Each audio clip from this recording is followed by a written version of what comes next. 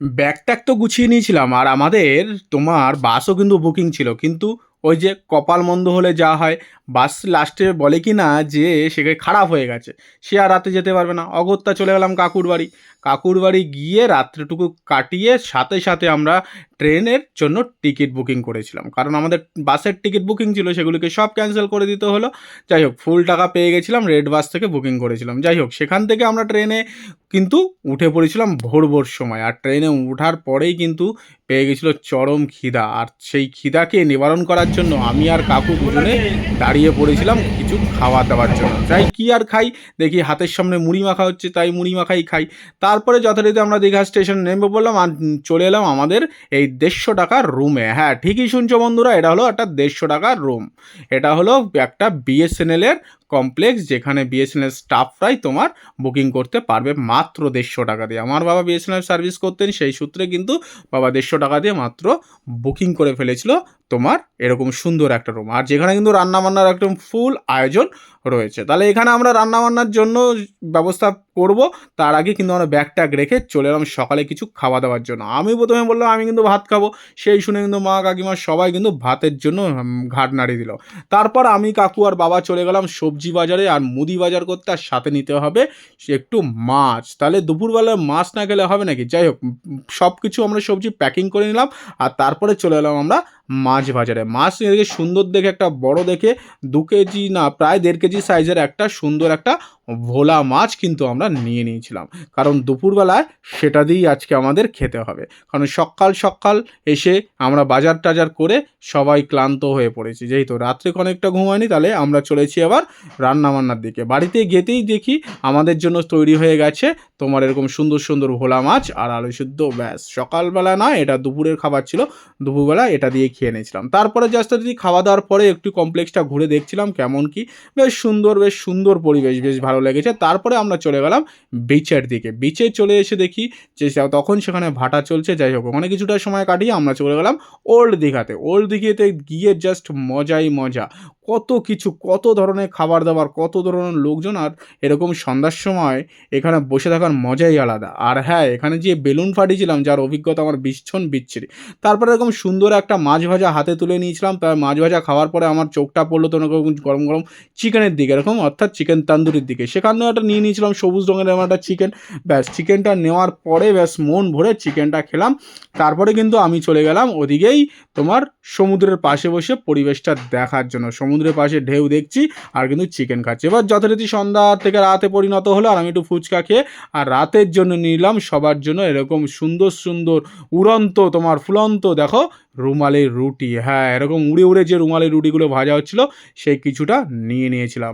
এগুলো খেতে কিন্তু আমার জাস্ট অসাধারণ লাগে, আর সাথে যদি থাকে এরকম গরম গরম তরকা, তরকার সাথে রুমালি রুটির কম্বিনেশনটা জাস্ট অসাধারণ অসাধারণ। ব্যাস হয়ে গেল, রাত্রে খেয়ে দিয়ে শুয়ে বললাম। পরের দিন ভোর হতে না হতেই দেখি এনাদের উৎপাত। হ্যাঁ, হনুমান বাবাজিরা এসে কোথা দিয়ে উৎপাত শুরু করে দিয়েছে। ব্যাস, তারপরে চলে গেলাম এবার যেতে হবে মোহনাতে, কিন্তু তার আগে কিছু খেতে হবে। তাই কাকু রেগে গেছিলো আমার খাওয়া দাওয়ার জন্য। আরে এতক্ষণ ধরে সময় নিলে হয় নাকি? যাই হোক, ওনাকে বুঝিয়ে বাজিয়ে আমি খেতে খেতে কিন্তু চললাম আমরা মোহনার দিকে। আমি তো একটু মজা করতে করতে, কাকির ভিডিও করতে করতে, আর ওদিকে কাকুর ভিডিও করতে করতে, আর চারিদিকের পরিবেশ দেখতে দেখতে কিন্তু আমি চলেছি মোহনাতে। দীঘায় যে গেছি আর মোহনা দেখবো না তা কি হয়? আর শুধু দেখবো না বলে কথা, মোহনায় গিয়ে তো দেখি মাছের ছড়াছড়ি বস, আর সেখান থেকে যে মাছ নিতেই হবে, কারণ সেদিনকার ছিল আমার দায়িত্ব মাছ কেনা। তো সুতরাং প্রথমে আগে একটু চলো বিচের দিকে ঘুরেই আসি, তার আগে দেখি একটু শুটকি মাছের গন্ধ শুকে নেই। শুটকি মাছের গন্ধ শুকতে শুকতে আমি কিন্তু চলে গেছিলাম বিচে, আর বিচে গিয়ে কিন্তু কাকু খেয়ে নিয়েছিল গরম গরম 1 কাপ চা। শুধুমাত্র চা খাবে তা কি হয়? না, কাকুকে বললাম একটা ডিম টোস্টও খাও। কাকু বলছে না আমি কিছু খাবো না, তোর যা ইচ্ছা তুই তাই খা। ব্যাস, আমার তো ইচ্ছা এরকম সুন্দর সুন্দর খাবার দাবার। আর সেখানে গেছি আর খাবো না আমি একটা ডিম ভাজা, তা কি হয়? দেখি একটা পাশেই বৌদি সুন্দর করে ডিম ভাজছে। আমি বললাম যে আমাকে একটা দেবে নাকি? বলে হ্যাঁ অবশ্যই ভাই, কেন দেবো না। তাই সুন্দর করে একটা ডিম ভাজা খেয়ে নিলাম। কাকু বলছে কে খায় বাবা এরকম সকালে ডিম ভাজা?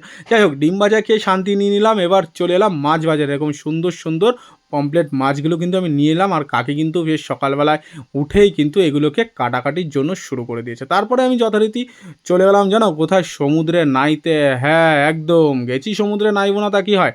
এসে দেখছি এইগুলো মাছের ঝোল তৈরি, আর আমি কিন্তু বসে গেছি এরকম টেস্টি টেস্টি মাছের ঝোল, ও হো হো, সেই অসাধারণ অসাধারণ মাছ, পেট ভরে খেলাম, মন ভরে খেলাম, সাইজ দেখেই মন পাগলা হয়ে যাচ্ছে। যাই হোক, খেয়ে দিয়ে যতটা একটু ঘুম দিয়ে নিলাম, তারপরে চলে গেলাম একটু উড়িষ্যার দিকে এই মন্দিরটা দেখতে। মন্দিরে গিয়ে কিন্তু একটু পুজো দিয়ে নিলাম, কারণ এখানে পরিবেশটা খুব সুন্দর লাগলো, পুজো দিয়ে নিলাম। আর পুজো টুজো দিয়ে কিন্তু আমরা বেরিয়ে পড়লাম এবার বাড়ির দিকে, অর্থাৎ হোটেলের দিকে। কিন্তু যেতে যেতে আমাদের প্ল্যান হলো যে না, হোটেলের দিকে এখনই যাওয়া ঠিক হবে না, এখন মঞ্চ আমরা সায়েন্স পার্কটা ঘুরেই আসি। কিন্তু যা যেতে যেতে দেখি আমরা সায়েন্স পার্ক বন্ধ হয়ে গেছে।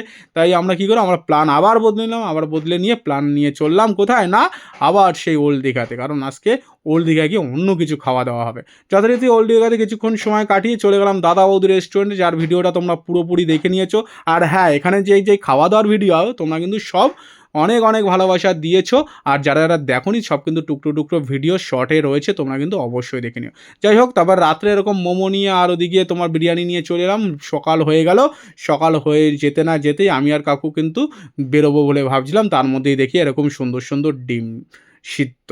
আর কাকু আর বাবা বাজারের দিকে গেছিলো, আর সাথে তোরা নিয়েছিল ইলিশ মাছ, কারণ ওই দিনে ইলিশ মাছ খাওয়াবে। আর কাকু আর আমি চলে গেছিলাম বিচে, সেখান থেকে কাকু খেলো এক কাপ চা আর আমি একটা ডিম টোস্ট। তারপর যথারীতি কাকু আর আমি হাঁটতে হাঁটতে একটা আইসক্রিম খেতে খেতে চলে এলাম। আর রুমে এসেই খেয়ে নিলাম আবার কিছুটা পান্তা ভাত। আর দুপুরের জন্য ছিল এরকম সুন্দর সুন্দর মাছ ডিম, ব্যাস। তারপরে দুপুরে খাওয়া দাওয়ার পর আর ঘুমাইনি, একটুখানি ছাদে পাইচারি করছিলাম আর আশেপাশের পরিবেশটা দেখছিলাম। তারপরে বিকাল হতে হতেই আমরা চলে গেলাম সেই বহু অপেক্ষিত বিজ্ঞান কেন্দ্রে বা সায়েন্স পার্কে। সেখানে গিয়েই কিন্তু আমি একটুখানি ভিডিও টিডিও করে নিলাম, আর দেখলাম এন্ডলেস ট্রেন, এরকম ইলেকট্রিক ব্যাপারটা, আর এরকম সুন্দর সুন্দর কিছু কিছু জিনিস। তারপর রাত হয়ে যেতে না যেতে আমার পেটে আবার টান পড়লো, আর আমি নিয়ে নিলাম এরকম গরম গরম বিরিয়ানি। খেয়ে দেবে সকালে এবার যাওয়ার জন্য প্রস্তুতি। কিন্তু তার আগে একটুখানি বিচটা ঘুরে নেওয়া, অর্থাৎ আমাদের কিন্তু আবার বাড়ির দিকে রওনা দিতে হবে। অনেক সময় কাটিয়েছে, কিন্তু তার আগে একটুখানি ডিম টোস্ট খেয়ে নিলাম। আর স্টেশনে এসে দিকে ট্রেন গন্ডগোল, যথারীতি 10টার ট্রেন না পেয়ে আমাদের সেই 1টা-1.5টার সময় যে ট্রেন, সেটাতেই কিন্তু আসতে হলো। ব্যাস, ট্রেনে উঠে বললাম আর রওনা দিলাম বাড়ির দিকে। তোমাদের এই ভিডিওটা কেমন লাগলো অবশ্যই জানিও, আর অবশ্যই লাইক, কমেন্ট, শেয়ার এবং সাবস্ক্রাইব এবং ফলো করে দিয়ে পাশে থাকো। তাহলে বন্ধুরা, দেখা হচ্ছে নতুন ভিডিওতে। ভালো থেকো সকলে।